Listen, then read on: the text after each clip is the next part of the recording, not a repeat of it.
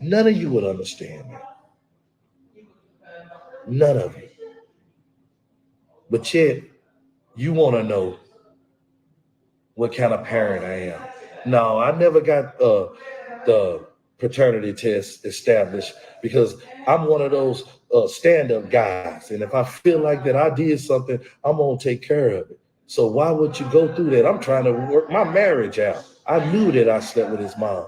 I accepted responsibility. Why would I bring the hurt on? I was ready to stand up.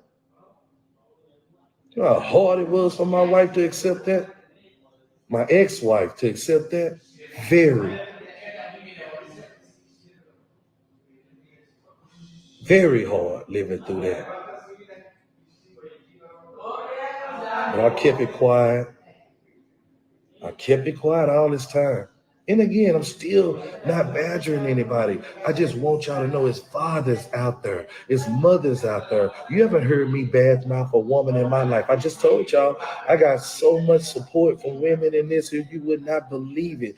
Matter of fact, I haven't got anything negative because the people know me. I'm not struggling, I'm not broke.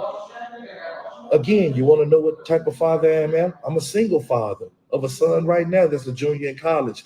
Lost his mom to breast cancer in 2019. Again, did you hear me say he's a junior in college? No kids, no criminal history. One of the best young men I've ever known in my life, Caleb Holloway. Again, his mom died at 15. I've solo raised him since 15. He's a stand-up guy. So if you think I'm a bad guy or a deadbeat dad, you need to do your homework. Proud to say, proud to say, unbelievable, unbelievable. But yet, I have to look at my son from a distance to see the pain in his eye to know that he never had a father before. How can you put somebody through that? How?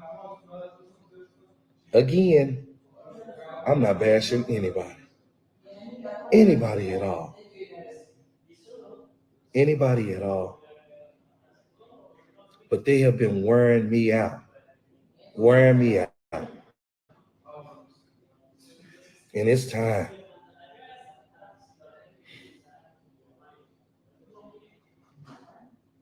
My son Caleb, man, I tell you right now, I've never seen nobody that strong. I'm going back and forth the story. I mean, I'm just telling you a story of a hurt dad. My son Caleb lost his mom at 15 of breast cancer. One of the most wonderful mothers I've ever seen in my life. Worked to her very last day to make sure her kids had everything. You know her. Great mother, great son. Caleb's mother left him an insurance policy of a couple of $100,000. Do you think he's seen any of that money? No, none of it. None of that money. Had a grandmother, a loving grandmother, which I wouldn't call any names because not into calling any names. Went behind two sons' backs with the help of a funeral home and took everything their mother left them, every dime, and haven't seen them kids in 6 years. What kind of fight do you think I got in? I got a son over here in the NFL that I'm $80,000 behind. I got a son right now that's in college that I'm living with, lost his mama at 15, that I'm trying to raise, that grandmother took everything from him, but a telephone and some ashes. Let's get into it. I just told you, better get your towel. You better get your towel because everything that I say right now is real. My kids on this line, my kids know. If you don't think I got their permission to do this, I would have never done it if I got the permission. You know what my son Caleb told me? Yeah, he is a gentleman. I almost knocked a tear out of my eye. He just said, Daddy, be respectful. It's the only thing that he said, be respectful. How can you do a kid like that? How can you go down to the Social Security Administration and say you got custody of my son that's at home with me and take that paperwork and go and take that child's insurance money that his mama left him, and you think that I'm not going to say nothing? Oh, Lord have mercy. This is 6 years later. You think I'm not going to say nothing? Everybody know I'm telling the truth. 6 years later, do I need to call the mortuary king at Tree of Life? Do I need to call Andrew at Tree of Life? Andrew was disgusted when I took my son in there to find out that you lied about his mom's insurance policy and said she never had one. But yet I'm still battling him with Tyler. I'm still battling Tyler. But I still got my issues with Caleb. You don't even understand. But this is 6 years later, how a father make things go and carry that burden. How can you take what a woman left for her children? EECU, what is the T called? Trinity, Metro, or whatever. My son went to your HR department and asked about his mom's insurance policy. At the time, they had a lady in office named Christine in HR. You told my son to leave that office or you would call the police because he was checking on his mother's insurance policy, because his grandmother came in there and said that he was on drugs and trying to steal some money. How can he try to steal some money that his mama left him that? They mama left him that. I got 2 battles going on now, y'all. Boy, this world is wild. Somebody get Andrew in here. Andrew will tell you it's important how you bury your loved ones dealing with their insurance information, because it can get stolen. It definitely can get stolen. It can go to the wrong place. How in the world did that woman, what made you think you can go down to the Social Security department and lie? Like, don't you know you'll go to prison for that? You took that paperwork from Social Security and took it to that insurance company when you never should have been on there. You never even should have been on Kim's death certificate. Caston, her oldest son, should have been there as the informant. And it even gets worse. Kim was married. Why wasn't her husband at the funeral? Why did you take over her funeral? Why did you make these arrangements? And boy, it's a problem going on with this.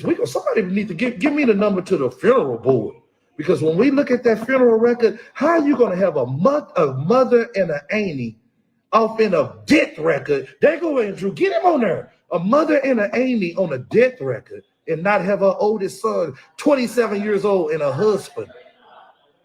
Something funny. Something going on. Andrew, my son Caston called you several times to get his mother's information. He can't even get the death record changed. He didn't even get a death certificate of his mother. You and Caston went to school together. You know Caston. Why hadn't you talked to him? Why hadn't you called him back? I don't have to send the text messages to him and you that he sent you over the last couple of months, over the years of his mother's. If that's his mother, why would you keep that information from his mother?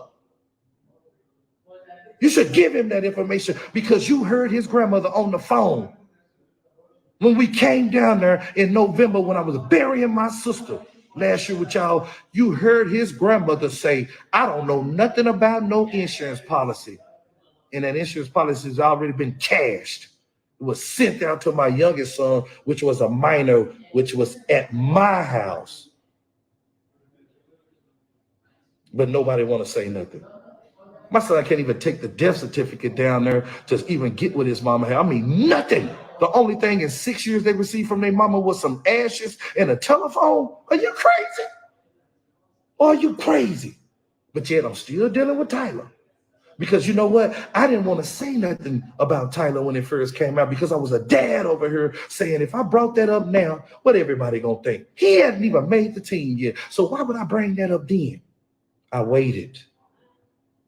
That's what a dad do, man. A dad wait. You don't know what a dad will do. Y'all talk, man, you don't even know what a stop calling me. I want y'all calling me now.